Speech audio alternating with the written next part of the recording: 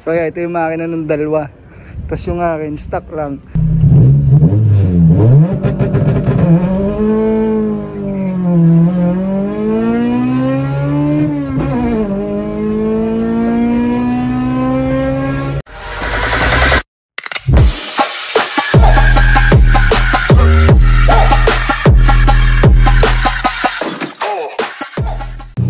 Ano boss? So what's up guys? Welcome back to another ay gago. Babangga ako ng joyride. Welcome back to another vlog, no? Kasama natin si Julio. At hulaan nyo kung nasan tayo ngayon. Dinala ko yung kotse dito sa Maynila nung Sunday. This weekend. Last week na Sunday. Tapos Sabado ngayon, ganap ako tambay. Yan, isinama ko ni Pogi. Tangin na, wala akong masabi dito sa kotse. Dinala tayo ng Maynila, wala nag-aberya to. Tapos ang tipid pa sa gas. So inaantay lang namin yung isang tropa. Kinukuha yung Corolla din na basta, naka black top, sarap. Inaantay lang namin. So yun, baka natin ang mga sunod na mangyayari. So punta tayong Alabang. Teka, hindi kita yung big body. Siya si Boss Mix. Ngayon ko lang na-meet, pero yung kotse niya, nakita ko na sa internet kasi naka for sale. Mamaya, reviewin natin ng konti. Drive lang kami papuntang Alabang. Ayan, nasa harap ko. Lapitan natin. Sarap, ganda oh. Ayun, laki ng tambutso.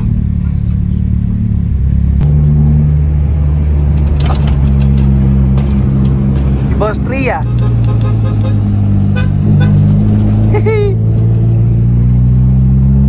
Dito na tayo sa Alabang. Tangin na, labo na salbin ko, hayop.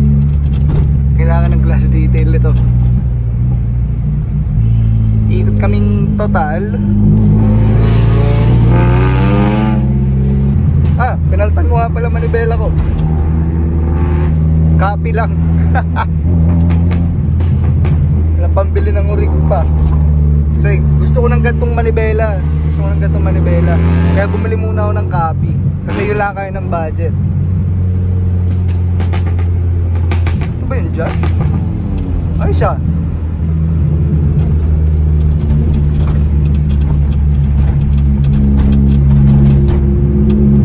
So umikot kami dito sa Alabang. Ang daming tambay. Ewan ko, sumunod lang ako dito kay Julio. Shoutout kay Julio. Actually, tropahan niya to eh. Nakisama lang ako eh. Ang daming tambay dun oh. Kita nyo dun. So madaming tambay sa madaming tambay kasi sa Alabang, sa Total. So lumipat kami dito sa Phoenix. Tapos ito, na-meet ko itong dalawang Holden Nova daw yung tawag. Wala pa masyadong alam eh. Australian variant yata siya ng AE101 at saka AE92. Ayan. Ito yung loob pa lang ito. Race car. Tapos itong isa, silipin natin. Built by Boss RC Danan, top end garage. Ito yung binebenta sa internet. Kung nakikita nyo sa Facebook. Sarap. Wow! Boss! Balita. Overheat. Tangina mo. Paalala ko sa inyo, huwag kayong gagamit ng tubig gripo pang radiator na. Ano naman yan? Honda boy! So, dami tao sa Total. At si pare ay tumastem. Ba naman Kapayad ako sa'yo. Huwag kang gagamit ng tubig gripo. Ganun siya. Init, gago. Dito na kami sa Phoenix kasi ang daming tao sa Total talaga. Daw mabalik tayo dito sa dalawang Corolla. Ang alam ko parehas naka black top, 4AGE. Ito black top, yung isa hindi ko alam. Silipin natin mamaya. Nahihiya magpakita yung mga may-ari. So yung kotse nila pakita natin. Itong dalawa. So yeah, ito yung makina ng dalawa. Tapos yung akin, stock lang. Tangina. Kain, boy! Nakisaling kit-kit lang po. Black top. Tapos ito, yun nga, yung kanina. Pinakita ko yata kanina interior. Gaan ito, panigurado. Ito full interior eh. Oh, linis oh. Ganda ng manibela. Race car na race car. Pati to. Ay, ayun, sa driver side open. Iniisip ko mag-carbon ako sa big body. Pero pag ano na siguro, pag pinangkarera ko na lang siguro. No, ganda oh.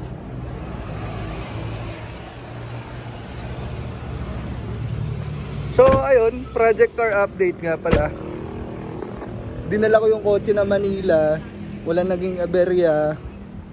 Tapos sobrang tipid sa gas, sarap i-drive.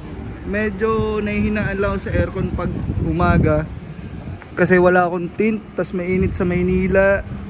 Pero sa gabi malamig naman, pwede na. Tas yung ride ng coilover masyadong matagtag. So yan pa lang yung update natin as of now. Tapos yung engine support, papagawa ko pa nga pala. Tapos nagpalit ako manibela. Yan, copy lang yan na Momo. Tapos bumili din ako shift knob, nasa Batangas pa. So yan, tamang-tambay lang tayo. Yun pa yung box ng Momo. Dito tayo ngayon sa Evia. May tama pa yung bumper. Diyos ko. Yan lang, tambay muna. Tambay lang. Mamaya, subukan ko umikot ng Mamplasan. Kasi uwi akong Batangas.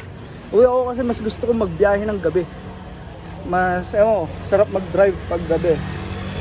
Mas walang traffic. Tsaka pag nagka-aberya, madali na. Pero wag naman sana. So, ibig sabihin, nung nakuha ko tong coaching to, yun nga, yung sinasabi ko pala. Sabi ni Boss JJ, kayang-kaya daw ilayo. So sinubukan ko, tunay nga yung sinasabi niya. Tapos ayun, nailayo ko. Pakita ko sa inyo yung mga picture na nagpunta BGC, saan ba? QC. Basta ako saan sa Maynila. Tapos ang naging problema lang, one time, nasa traffic ako nun eh. Tumaas lang na konti yung temp, pakita ko din yung picture. Feeling ko mabagal yung ikot ng fan yata o sobrang init talaga ng panahon. Tapos mabagal nga yung ikot ng fan ko. So yun, kailangan ko din pa-check up yun. Ayan. Mamaya, uwi tayo Batangas. So ikot kami ni boss sa kanyang black top na small body. Ikot kami. Boss, pasakay ha? Oh, painitin muna natin, boss. Okay. Naka-e-manage pala si Bossing. So, anong limiter dito? 9,000 din? 9,000. 9,000. Sarap! Sige, subukan natin. Subukan natin dito dahil asfalto naman. Ngayon lang nakasakay ng black top na yung mga palit ECU na ganito. Kasi usually yung mga nasakyan ko, all stock lang. Walang mga ganyan na e-manage.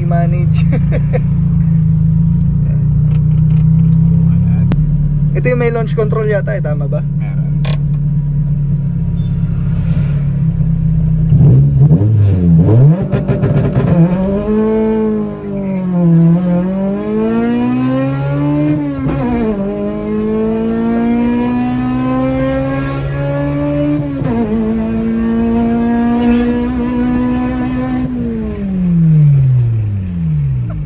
Sarap!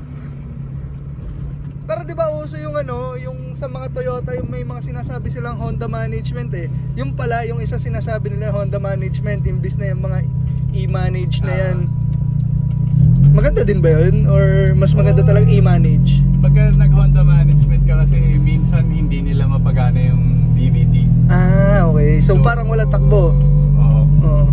Dinadaan nila sa i-reach nila yung tono. Pero yung iba naman napapagana nila kaya okay lang. Oo. Parang nilalagyan nila ng switch. Oo.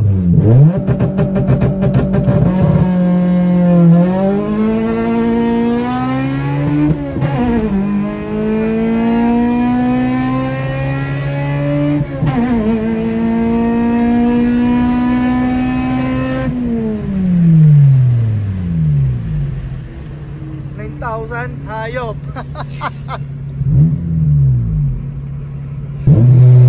Ang gaan pa, yun ang kaganda sa small body, no? Magaan kasi siya.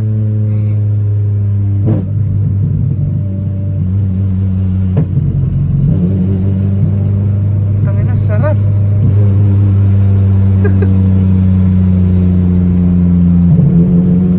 Hayop. Tas pan daily pa ni boss to. Lagay na to. Pang daily. Oo. Shoutout pala kay na Boss RC Danan. Ang idol.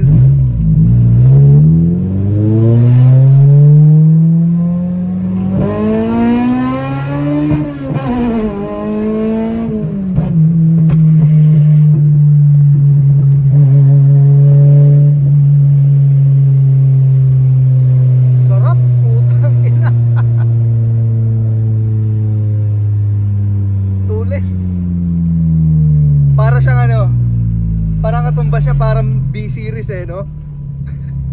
O hindi lang, ewan ko. Stand tulin. Tangin na guys, yung dashboard niya.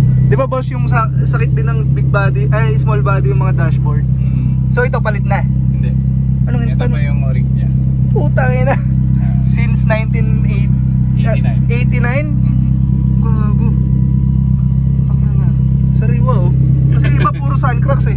Tapos yun nga, sabi mo kanina, ito lang yung mga pinanon mo. Yung mga kalawang. Oo. Tapos ito yung likod. Yan.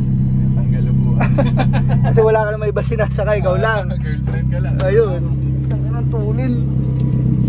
Hayop na yan. Carbon pa. Sarap. So, yan. Pauwi na kami. Ako, uwi na akong Batangas. Sila, dediretso pa na Manila. Mga taga Makati itong mga to eh.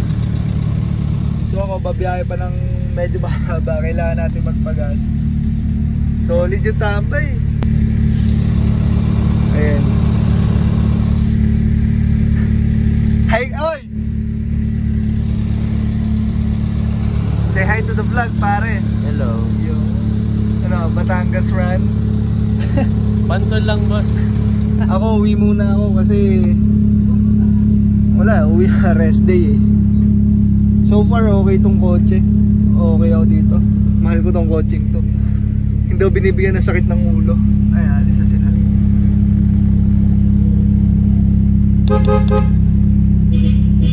Yung Holden Nova. Julio! Bye-bye! Thank you!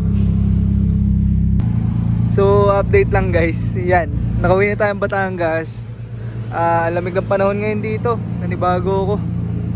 Kasi aircon ko medyo humina ulit eh. So, nag-open windows na lang ako. So, yun yung kailangan ko pa-check. Sa ano, kailangan ko pa-check dito sa kotse, yung aircon din. Pero baka kulang lang sa free yun, no? Nakauwi na ako dito sa Lipa. Niluwas natin yung auto, nakamit tayo ng mga bagong tropa. Ewan ko, ang sarap ng may dala ka sa sariling sasakyan sa Maynila. Kasi sa panahon ngayon, magbabiyahe ka, mahal-mahal lang pamasahe, mahal lang angkas, mahal lang grab, mahal lahat. Pag may dala kang kotse, gasolinahan mo lang na 1,000, makakapunta ka na kahit saan, kahit traffic.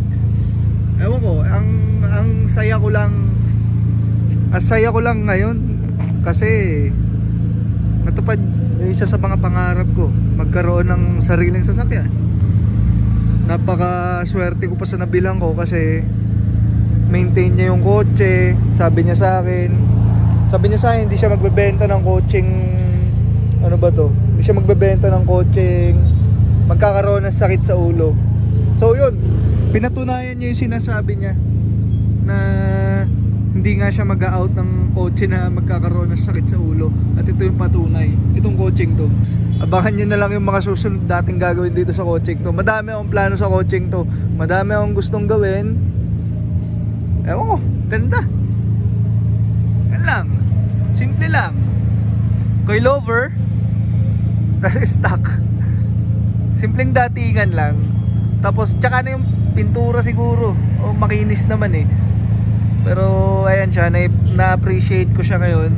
Ano oras na, 3:30 AM yata. Galing akong Alabang.